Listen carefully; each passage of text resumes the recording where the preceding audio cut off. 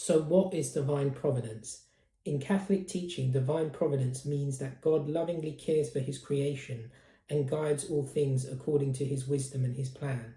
It means God is not distant from our lives. He is not just working from far away. He is present in every moment, guiding us, sustaining us, and working even through the things we do not understand. Now, this has been really powerful for me to try living in God's divine providence every day and reminding myself to live in God's providence every day. And when you live in God's providence, it doesn't mean life's going to be easy. We're still going to face trials, setbacks, failures, or loss. But it's ultimately trusting that God can work for a greater good and bring good out of the situation no matter what it is. And sometimes we can't see it. We might be in a place thinking, how are we going to get out of this? I can't see how God's working.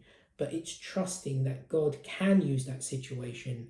Even if we look back in the Bible, a great example of divine providence is in the Old Testament with the story of Joseph. He was sold into slavery by his brothers and he was wrongly imprisoned.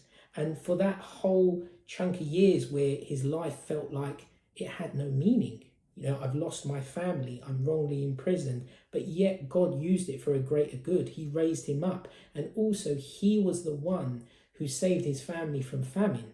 And even Romans 8:28 says, God works for the good of those who love him. So it's trusting no matter what we're going through, God can work through it.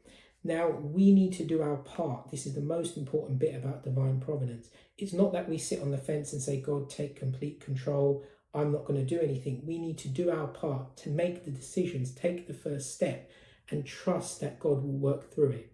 So no matter what you're going through today, I just pray that you can surrender to God's divine providence and to trust in it, that whatever situation you are today, just get up and take the first step and trust that he's going to work through this for a greater good.